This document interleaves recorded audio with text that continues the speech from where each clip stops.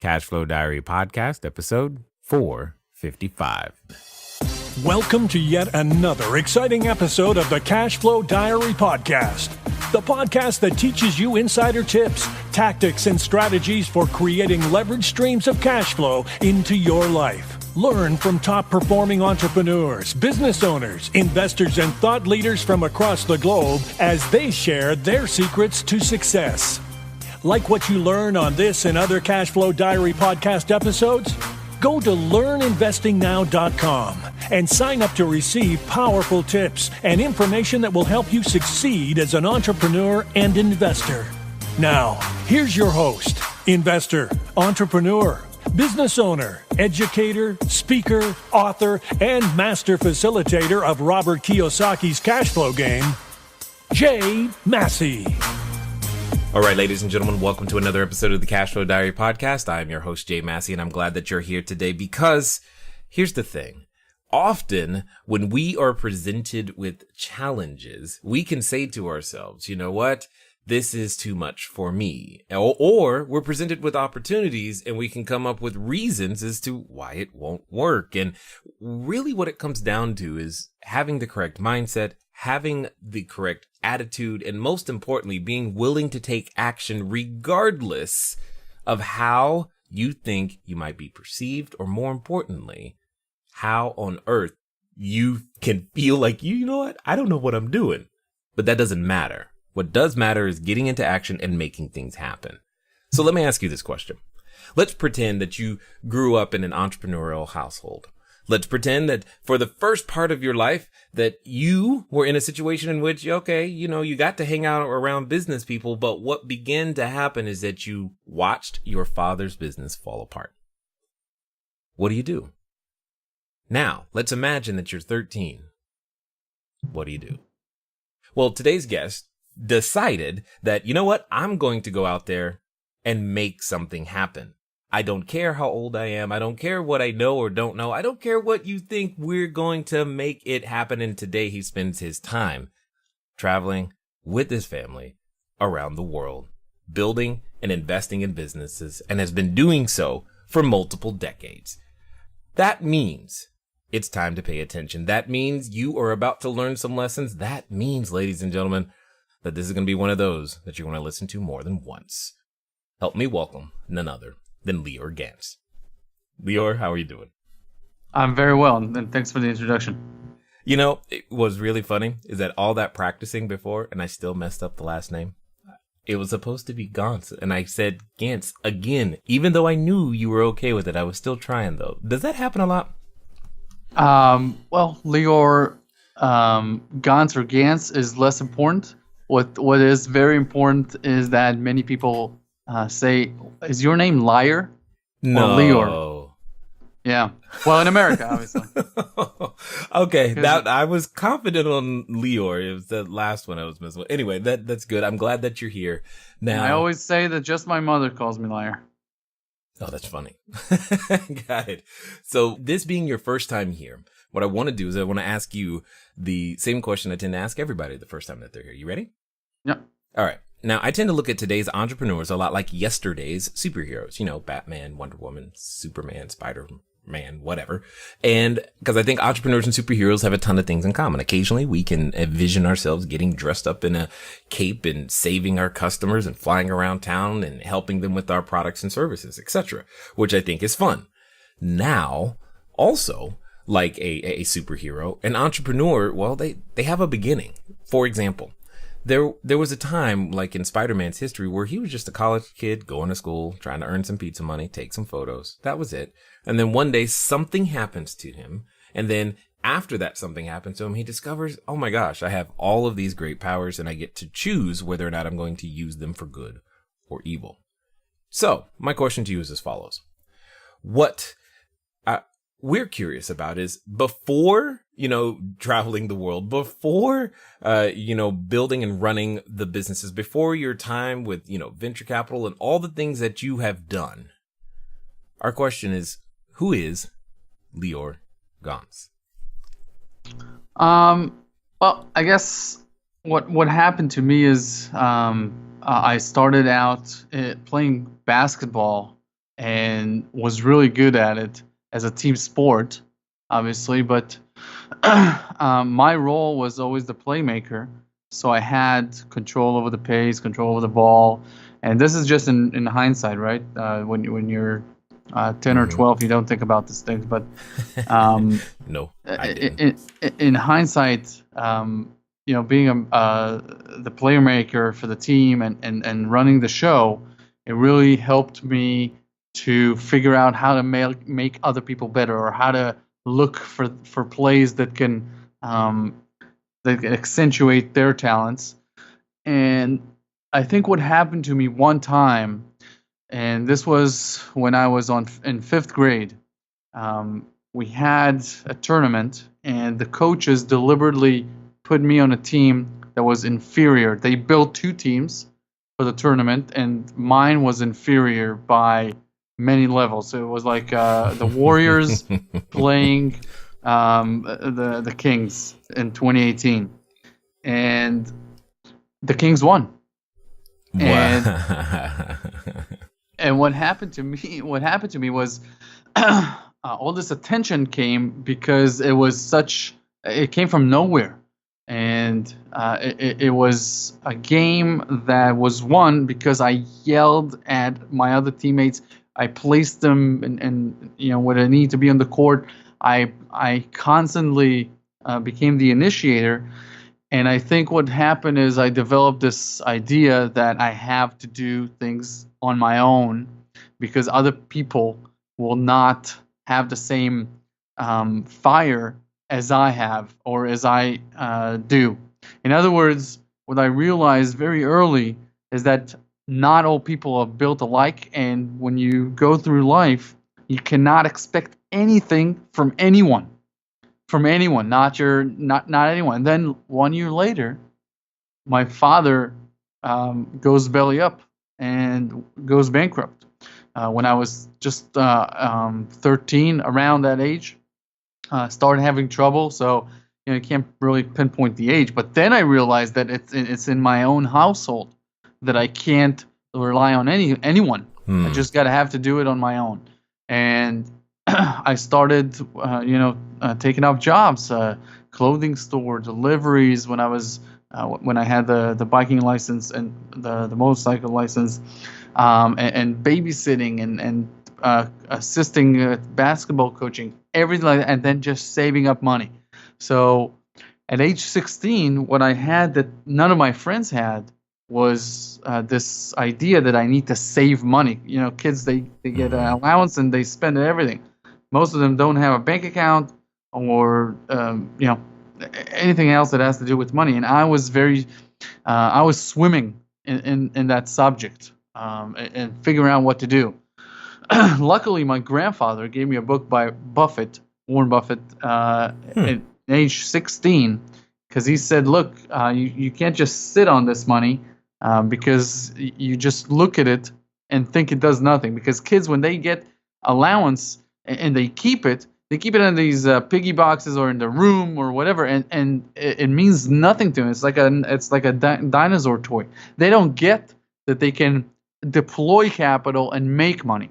So, now that I have a daughter, she's only 2, but next year when she figures this, when I can really talk to her, I'm gonna take her to the bank, open it, show her her bank account, and tell her, look, if you deposit this money, you should demand that the bankers give you interest. If you don't like the interest on it because it's your money, you should do something else with it. I want her to learn very early that capital can be deployed in order to create more capital. And so that happened really early for me, that idea that I can invest my money. But I saw that investing money takes 30 to 40 years to really compound into a motherlode. In other words, for most people, investing should be secondary, not primary, in their pursuit of wealth in life. Because even Buffett, that had a business where he made money just from running it, and not just investing, although he owns like 37% of it, only in his 60s did the real boom come. So, for people who want to live a great life and have a high standard of living early on, it has to be business and entrepreneurship that gets you there.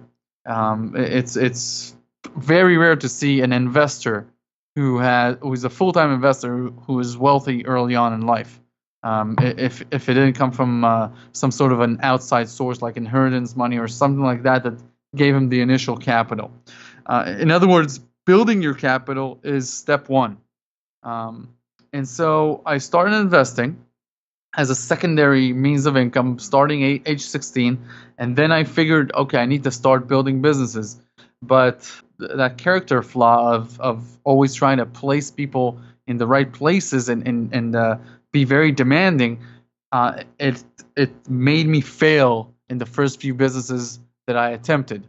And so I realized that instead of trying to put people where I need them, I need to find the right people initially. And so that was a very important pursuit for me, not to put old wine, in new bottles, because it will just stink anyways. So my pursuit became, I need to find good people initially. I need to just pay more and find good people, and that's what I've stuck to my entire life, and I think that works because it's very hard to quantify how much people should receive in salaries. In other words, if you raise someone's salary by 20% or 30% or 50%, sometimes it means nothing in the big picture. So you should definitely do it.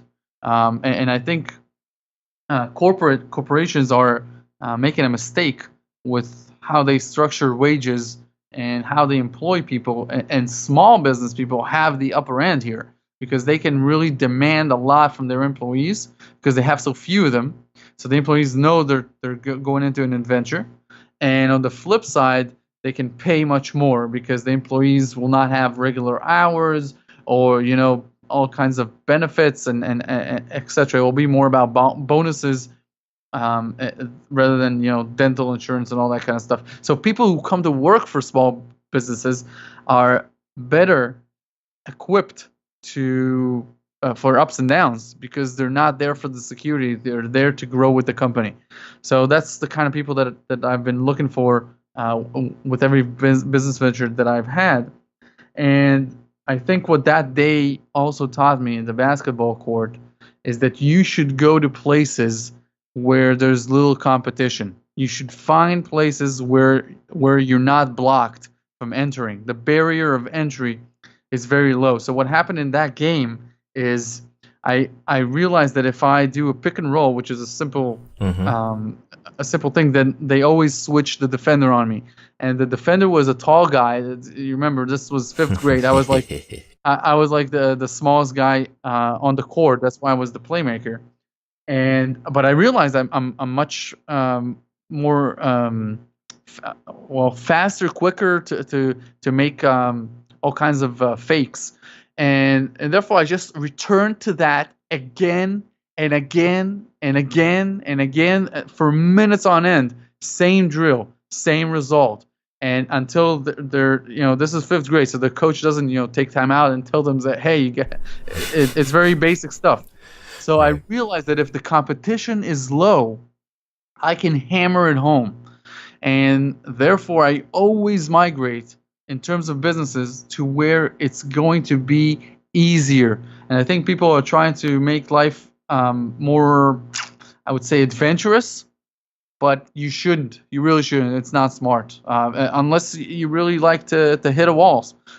Some people just, they want to succeed, but they're afraid of success. So they always go to the wrong place. And so these are my lessons in terms of my bigger lessons in terms of where I am. And I think the final thing that happened to me very early on in that clothing store is that I realized that I know how to communicate with other people in terms of sales. So if I had problems in terms of being too demanding and too bossy and creating friction early on, what I never had problems with was the marketing side. And I think that is something that has stuck with me. And I would even go as far as telling you, Jay, that most businesses they rely upon marketing more than anything else, more than how good their products or services, more than how good their customer services. Marketing, branding yourself or branding your company is the number one thing that people need to do in life in order to really succeed. So, what's interesting is how true, not only how true that statement you made about marketing is, but also how few people actually want to do it, especially as a small business owner, etc. It doesn't always feel like that's not going to bring me any sales today. I don't want to deal with that now. But before we talk about that, you mentioned a number of very quality things that I want to make sure that we highlight and that we dig into just a little bit, because I think it's going to be very, very relevant. Like, chief among them, you mentioned that you got a book from your grandpa that was by Warren Buffett. But what was the book, man? We want to know too. Well, what you do is you go to Amazon and you either if you really want a long book, you go with Security Analysis, the classic investing book, which wasn't in Hebrew, where I grew up in Israel. So it wasn't in Hebrew at the time. So that was out of the question. And good deal, because it's like 900 pages. Yeah. The other book, which got me started, and this the book that was translated to Hebrew and was given to me, is called The Intelligent Investor. And I would say it's what Buffett attributes his own success with, that book. And for listeners of this show, I would say right now my number one investment book is called The Most Important Thing Illuminated by Howard Marks, 1.5 billion net worth hedge fund guy. But this is a very simple book and one of the only books that I ever finished. Top to bottom. So I'm one of those people who starts reading and then I say, okay, I get it. Thanks. Right. So, right. This is a book I actually finished. It doesn't become complicated, and if you really make yourself adjustable to it, then you'll be a superior investor for sure. Indeed, and I like it. Now, you also mentioned something that I think a number of the people that are listening and tuning in for are highly interested in, because I know for myself, being in the real estate world, that's kind of, where I live a lot. But at the same time, I feel like I'm always telling and saying, hey, guys, we have to have a business as well. You need a business or a cash, what I call a down payment generation engine, that allows you to then go buy all of the property that you're looking for. But you called it building your capital is step one, which suggests to me you look at it completely differently than I do, which I think is great. And I would want to understand more about what you consider to be building your capital.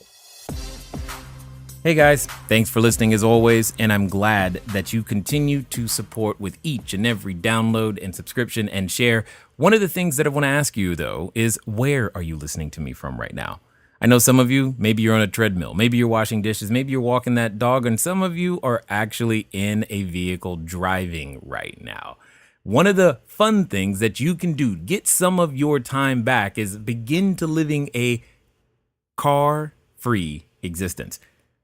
But even then, it can be a little complicated. So one of the things that I want you to do is I want you to go over to Zipcar. Go to joinzipcar.com/CashFlowDiary. It's a way that I am able to still go get a car just for a few hours, very, very simply, so that if I have a lot of errands to run and sheets to drop off and running to the short-term rentals, or if I just want to go for a long trip up to LA and back, etc., I can rent a car for a very, very short period of time. And the cool part is I don't even have to pay for any gas. Again, go to joinzipcar.com/CashFlowDiary. I would say the first thing that every person needs is something that I call the start over fund. Did you say a start over fund? Exactly. A start over fund is where you take about 12 months worth of your lifestyle burn rate. Let's say that your lifestyle burner is about $5,000 a month. Okay. So you multiply that by 12, that's $60K. You need to save up $60,000 and have it aside as a start over fund. Now, you may do it outside the banking system if you're afraid of another 2008, a bank holiday, depending on where you are in the world, obviously.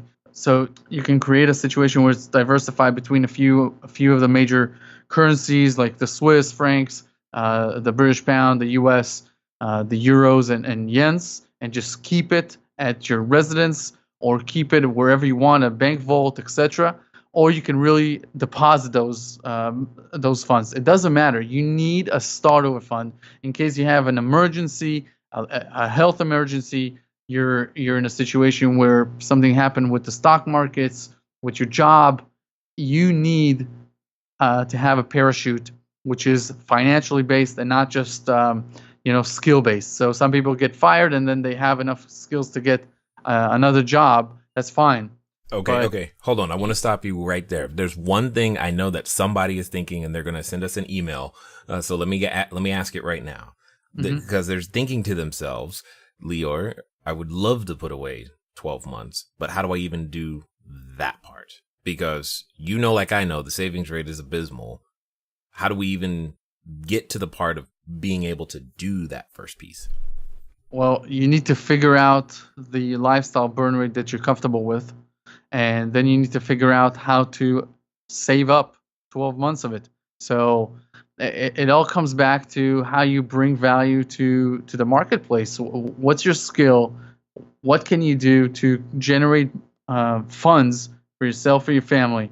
And then to make sure that you save money, meaning that you spend less than you earn. It's very basic stuff. But what you need to really do is shut your eyes to the millions of distractions that are out there in terms of how you can spend your money, especially in the United States. I'm right now in San Francisco, and people are just eating out. And when you swipe your debit card for $150 every day on food, that's unsustainable to most American families. So, people have got to make tough choices. Because building wealth is a situation which is not easy at all. In fact, 95% of the people are 3 paychecks away from from being broke, and even in America. So you've got to do something different than other people. And when I break down my day, you take 7 to 8 hours your sleep. And then you have another an hour and a half to 2 hours that you for breakfast, lunch, dinner, or just 2 meals a day, depending on what your nutrition is, and errands and all that kind of stuff around that. So 10 hours out of your day are gone before you even know it, every day of your life. Mm-hmm. So 14 hours, you got to figure out what you want to do. And you want to balance it out between family, friends, just pure entertainment, I would call it, like doing something fun or something for the first time. And you want some alone time to think and be within yourself. So you really got to figure out how in 5 or 6 hours a day you deliver value to someone else.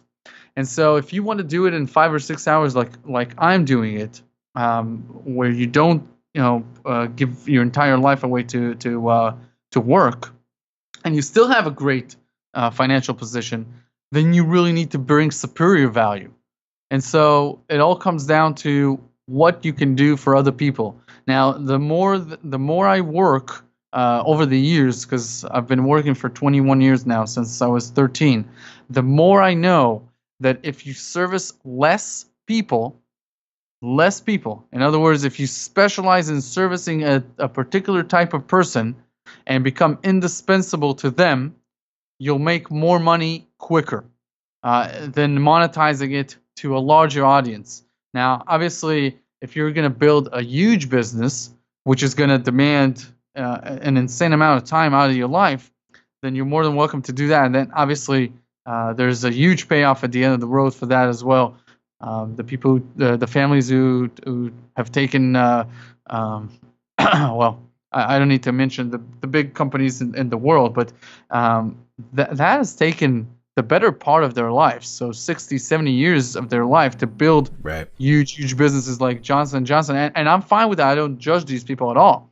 But that is no mean feat. It's a huge undertaking. So if you want to speed things up and you want a more balanced life because you want to see more of the world and you want more flexibility, you need to figure out how to do it in 5 to 6 hours a day, and you need to figure out if you really want an exceptional flexibility, how to do it location independent. So you don't have to be in any particular place in order to do that business.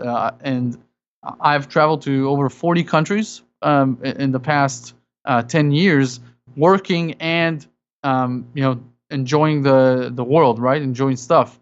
So that is kind of where I'm at, and I think that anyone who really shuts their eyes to all other possibilities and just figures this out, he will become smarter than other people in about 6 to 12 months of hard work, and he will be able to become aware of opportunities before other people are aware of them. In other words, alertness to opportunity is much more efficient for people who are just shutting their eyes to any other opportunity.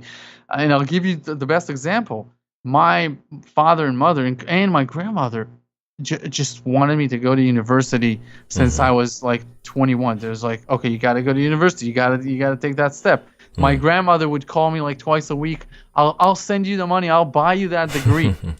And it's just about shutting your eyes and your mind to all other possibilities than becoming an entrepreneur and just figuring out how to do it.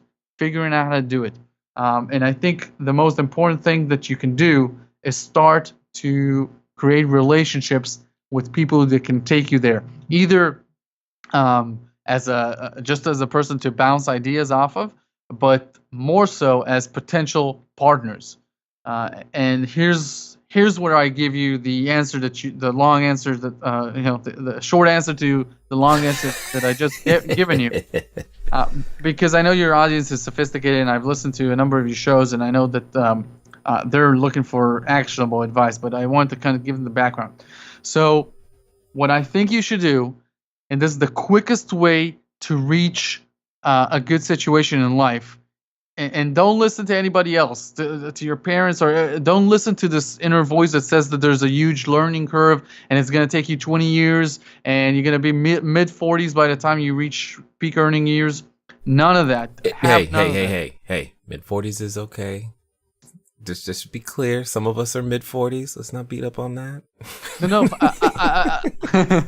Well, I'll be mid-40s in 10 years, and I'm fine with that as well. What I'm saying is you don't need to wait for 20 years out of your life, beating away at the clock. Yeah. What I'm saying is, if you want, Jay, what you need to do is find somebody either in your locality or somewhere else that you want to work with. And it could be a millionaire, a multimillionaire, it could be a billionaire. You figure out how to reach that person and add value to him. And that is what I've done, and it worked for me. And so that is the only experience I can talk about. I can't talk about how other people do it. What I've done is I found 3 people that were great at what they did, and I did everything to connect with them. Everything, including I showed up on one person's doorstep with a business plan. Nice. And with another person, I agreed to work for free for 6 months. And with another person, I invited him to a vacation where I funded the vacation, and we became good friends before we became partners. So, and it's not just me. I mean, this is something that people do.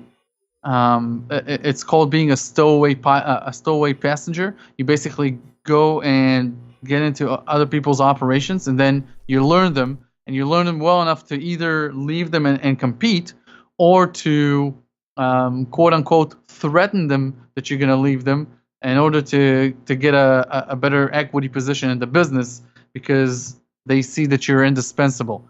It all comes down to being indispensable, and I think that if you can do that, then you'll have a great success, because otherwise you're going to compete with people that have so much experience that it's going to be very hard for you to make it happen unless you're naturally gifted at something.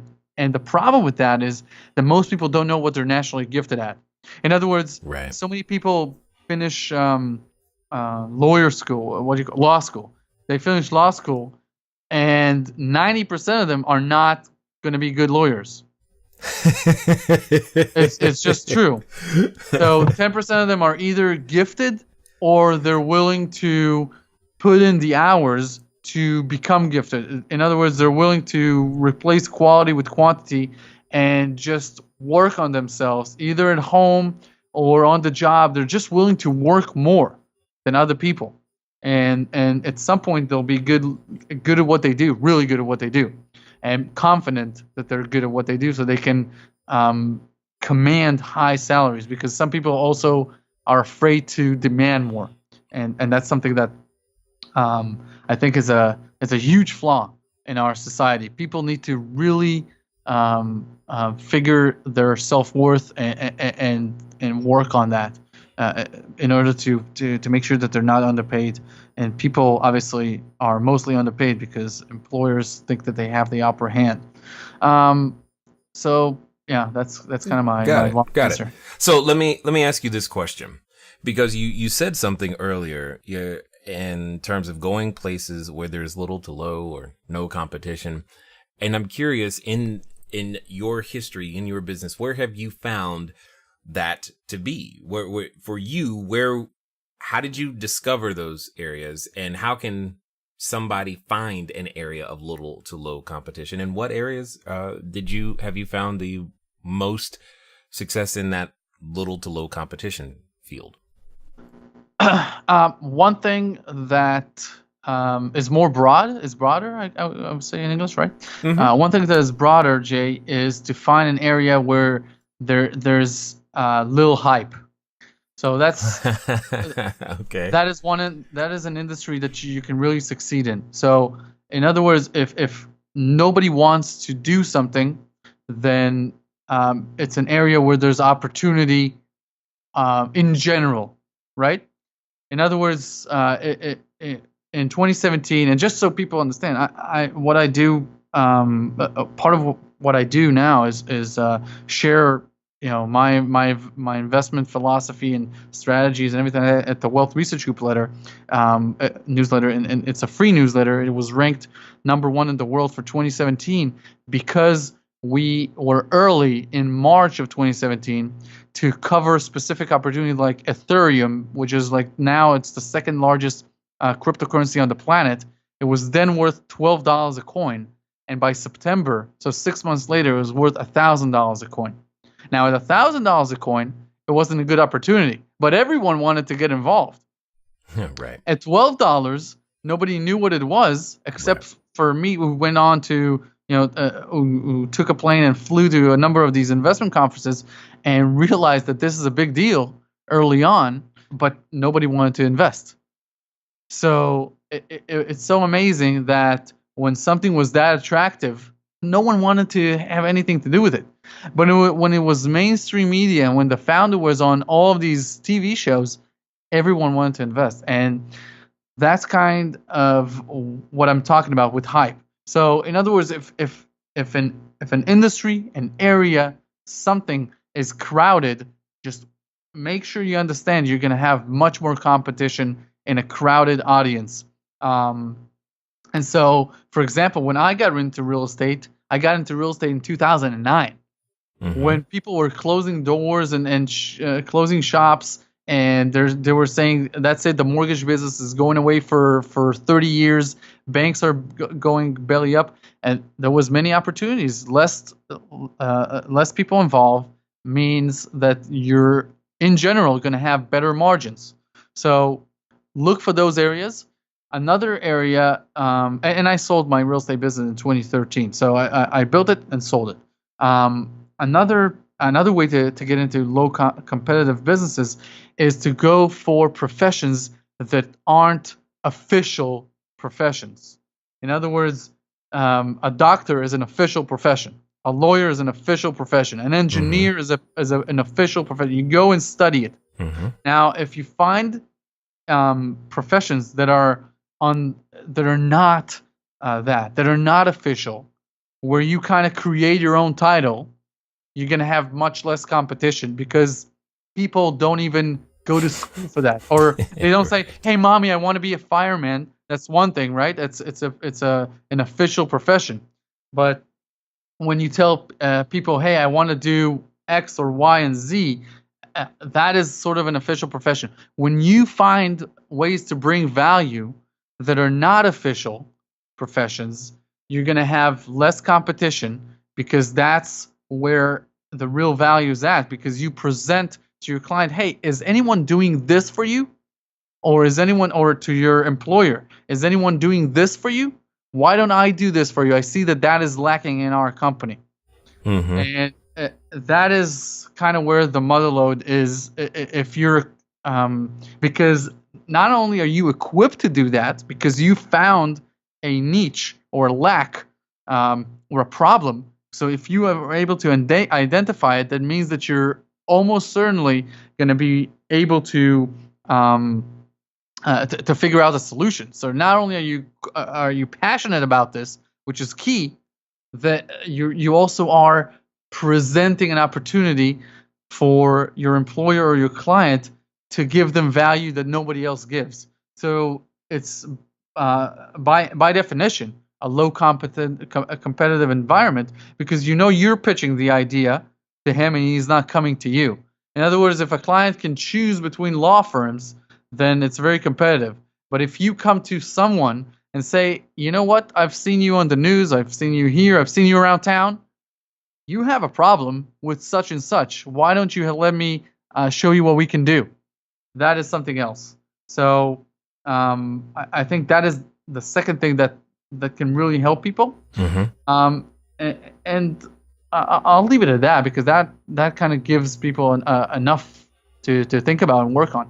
Indeed. A famous story about an employee of Gillette who saw that they wanted to do a shampoo, low price shampoo to target the African American community in the U.S. This was back in the 80s, and they couldn't make it work. Marketing was bad. Something didn't happen. Now, she's a regular employee at Gillette. She comes up with a business plan all of her own. No one tasks her with this. Nobody tells her to do this. She just does it. She just comes to the executives and say, "Hey, I think I can make this line of products work for us." And she ends up doing it, becomes a senior person at that, and she's now one of the 500 most influential women in the world and in business. I can't pinpoint her name right now, but this is not only for entrepreneurs. This is within organizations, within huge organizations like Gillette, within small organizations. It doesn't matter. You need to you need to do this. In other words, you need to initiate this out of your own personal agenda and not wait for anyone to task you with it. Just be alert to opportunities and alert to failures so you can find alternative solutions for it. So it doesn't have to be that you say, "Hey, you know what? Let me quit my job and become an entrepreneur today because Lior said so." No, you can find many opportunities within your own business, your own industry, as long as you're willing to put in the work. And most of the work is internal. It's just thinking. Indeed. Oh, you never said anything more true right there. So when it comes down to it, I know there's a number of individuals listening who want to, follow you, find out more, catch up with what you're doing. Maybe they were one of those people that heard about Ethereum after it was a little bit later than they anticipated, and they want to move to the front of the class, so to speak. What's going to be the best way for them to catch up with you and find out more about what you guys got going on? Yeah, definitely. Go to wealthresearchgroup.com, wealthresearchgroup.com, and then you can either sign up for the free newsletter, and that's where I share all of my highest priority, top-notch ideas. It's about the economy in general, personal finance lessons, and then it's also about specific opportunities. So if we find something that is, in our opinion, undervalued and unique in the stock market mostly, then we actually cover that idea. So it's generic and general, and then it's also very specific. And in 2016 when we got started, the Federal Reserve was starting to raise interest rates, and the mining sector became a very lucrative sector. We were on top of that with about 12 companies that we covered in 2016 that more than doubled their price, and it's a very unique situation to have occur on you.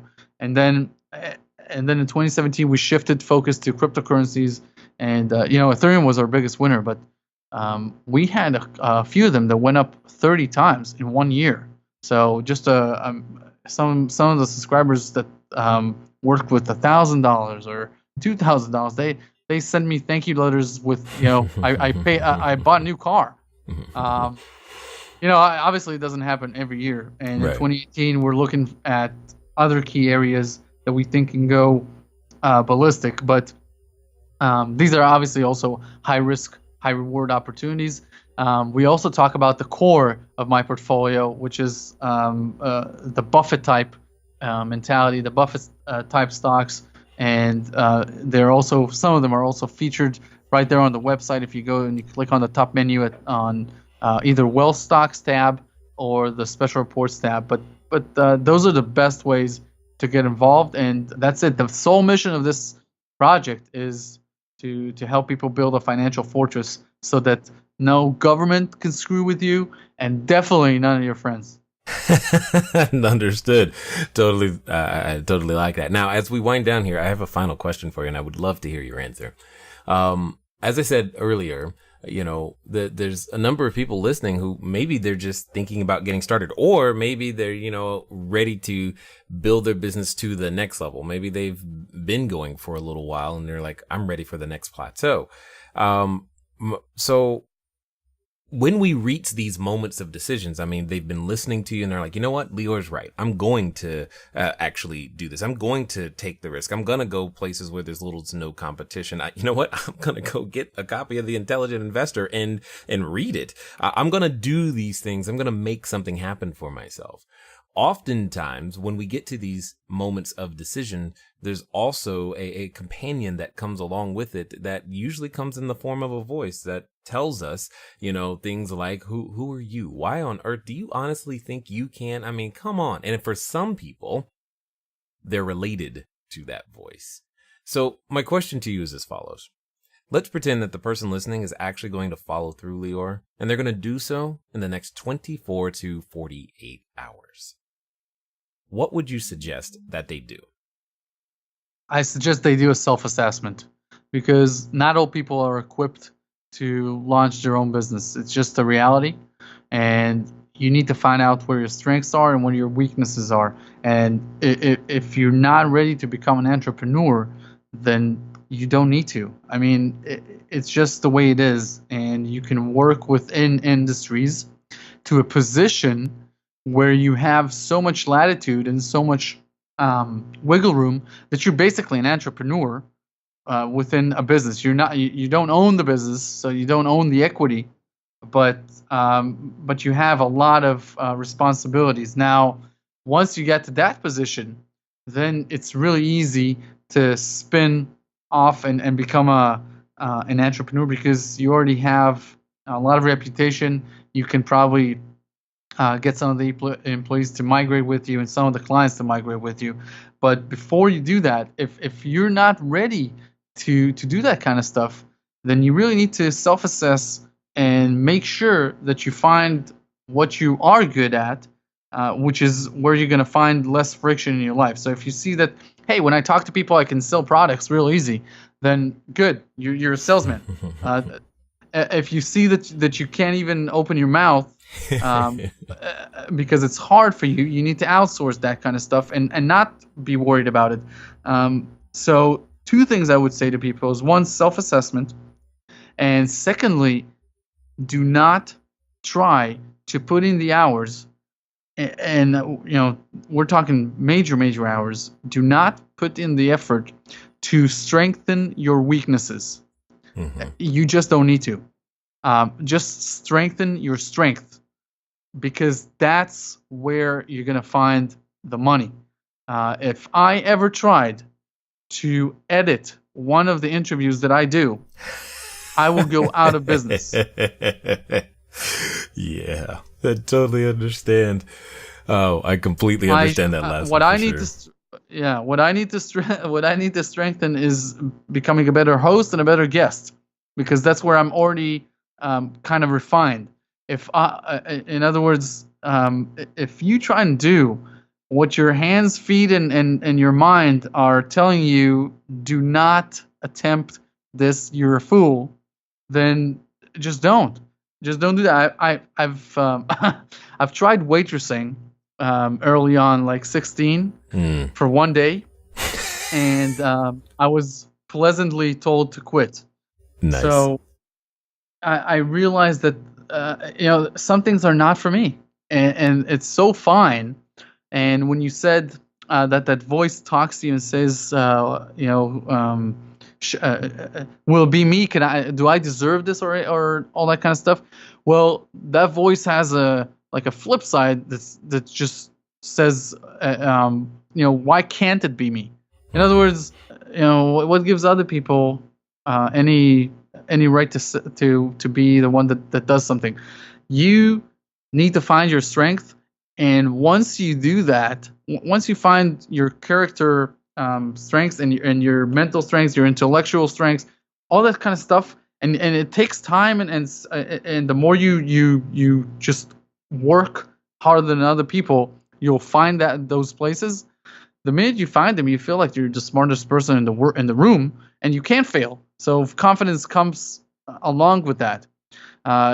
Just realize that once my parents saw that I was successful, they flipped their entire game. Like they was like, "You don't need Udi. You're good. You're good at what you." Just don't worry about what other people kind of judge it, because they're judging it off of their own eyes, and within your own ears. You talk to yourself 24/7 for all of your life. You just constantly speak to yourself, either consciously or subconsciously. And that is the only voice you got to worry about. Just build a wall around that, and you're all good. Life is not a struggle, but competition is there. In other words, do not become naive and think that just because you decided to do something, it's gonna happen, because it won't. This is not the movie The Secret here. This is real life. So just make sure that you understand this. Now, I am all in favor of staying positive. In fact, there is no other mental attitude that one should take. But I don't think that being positive means that a Ferrari is going to land in your driveway. So it's the mix of making sure that you're not motivated but inspired. In other words, many people are motivated, then they go out and they step into a puddle of water. Their foam drops into them, and then that's it. Their entire vision just went away. They had this vision that they're going to be a multi-millionaire in 5 years, but the phone dropped in the puddle and then somebody was nasty to them on the street, and they lose their entire game because they were motivated at leaving a conference or a pep talk. You need to be much more than that. You need to be inspired. This needs to be the only thing you think about. So nothing is a challenge. Nothing is a challenge because everything has a solution. And that's kind of where I want to leave people, because that's the real issue. So many people are very motivated, but so little are truly inspired. Indeed. I definitely want to be the first to say that I appreciate the fact that you are get out there and do it type of person, make it happen, no excuses. And thank you for taking the time to share your knowledge, your insight, as well as your wisdom here with us today at the CashFlow Diary. I really hope I helped. All right, ladies and gentlemen, you know what time it is. It's time for you to move at the speed of instruction. What does that mean? That means get over to wealthresearchgroup.com. Why? Because you know there's more to know and learn, and most importantly, do. Because if you heard anything, I know you heard the following words. You heard that they help you build your financial fortress. I know you want one of those, so let's go out there and make it happen. Ladies and gentlemen, it's been fun talking to you today. I look forward to talking to you soon. Until next time.